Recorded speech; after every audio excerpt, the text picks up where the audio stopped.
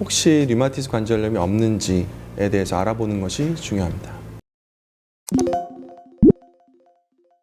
근골격계 질환은 어떤 질환인가요? 네, 근골격계 질환은 말 그대로 근육과 뼈, 인대, 힘줄 등에 생길 수 있는 여러 가지 통증을 유발시킬 수 있는 질환이라고 할 수 있습니다. 그 중에서 염증을 일으킬 수 있는 질환에서는 이제 대표적으로 관절염이 있습니다. 관절염이 생기게 되면 우리 관절의 염증으로 인해서 관절이 붓고 아픈 증상이 생길 수가 있고요. 그 중에서 특히 류마티스 질환은 관절염이 아닌 다른 염증이 생기지 않는 전신의 자가면역 질환인데요. 자가면역 질환이라는 것은 자가항체, 즉 우리 몸의 항체가 자기 자신을 공격함으로 인해서 생기게 되는, 특히 그 중에서 관절을 중심으로 공격을 하는 질환군을 통틀어서 류마티스 질환이라고 할 수 있습니다. 네, 그렇다면 류마티스 질환에는 어떤 것들이 있을까요? 네, 류마티스 질환은 대표적으로 류마티스 관절염이 있습니다. 그리고 루푸스, 베체트병, 통풍, 가성통풍 등이 있을 수 있겠는데요. 검사는 주로 혈액 검사하고 엑스레이, 그다음 초음파 검사 등을 통해서 진단을 할 수 있습니다. 그럼 퇴행성 관절염과 또 류마티스 관절염이 어떤 차이가 있는지 궁금합니다.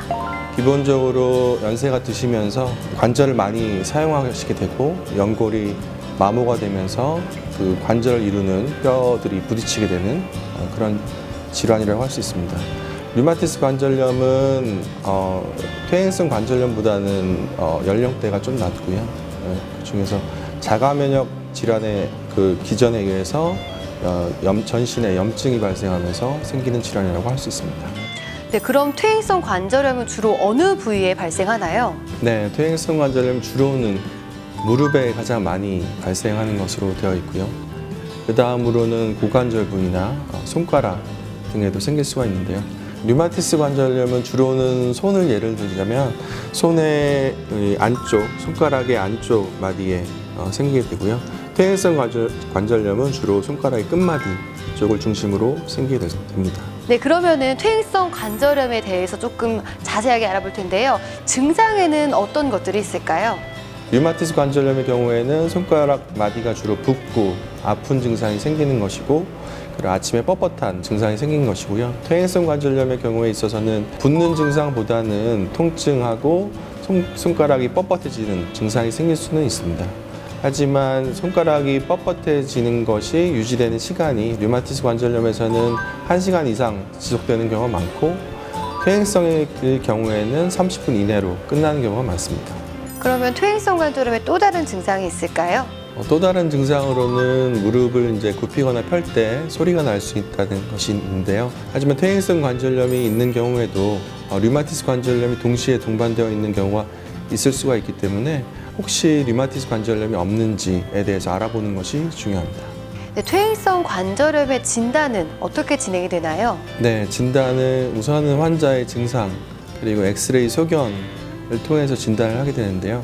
퇴행성 관절염이 점차 심해지게 되면 관절 사이의 간격이 좁아지고 골격이 점점 커지면서 관절이 점점 엑스레이상에서 붓는 소견이 보일 수 있습니다. 퇴행성 관절염 초기에는 골격이 잘 보이지 않는 경우가 있는데요. 그 경우에는 초음파 검사를 통해서 골격을 관찰하게 되는 경우도 있습니다. 또한 류마티스 관절염의 동반 여부나 다른 질환이 있는지 여부를 알아보기 위해서 혈액 검사를 같이 시행하는 경우도 있습니다. 네, 저희가 지금까지 퇴행성 관절염에 대해 좀 자세하게 알아봤는데요. 무엇보다도 중요한 게 치료라고 생각합니다. 치료는 어떤 식으로 진행이 되나요? 통증이 심하거나 염증이 심해서 관절이 붓거나 하는 증상이 있을 때는 약물 치료를 통해서 어느 정도 통증을 해소를 할 수가 있고요. 우선은 비수술적인 치료들이 중요하다고 할 수가 있겠는데요. 그 중에서 주사는 관절 강내 주사가 있겠고, 그 다음에 관절 주변이 손상이 되고 관절 주변의 근육이 약해지면서 신경이 같이 손상이 되는 경우가 있습니다. 이 경우에는 프롤로 주사나 신경 프롤로 주사, DNA 주사 등을 통해서 증상의 호전을 어느 정도 보일 수가 있고요. 네, 그렇다면 퇴행성 관절염에서는 어떤 경우에 수술적 치료를 진행하게 되나요?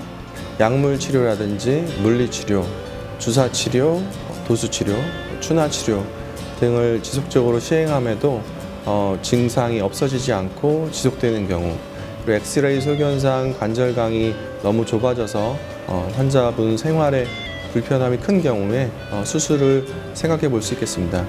수술에는 인공관절 치환술이 대표적이라고 할 수 있겠는데요.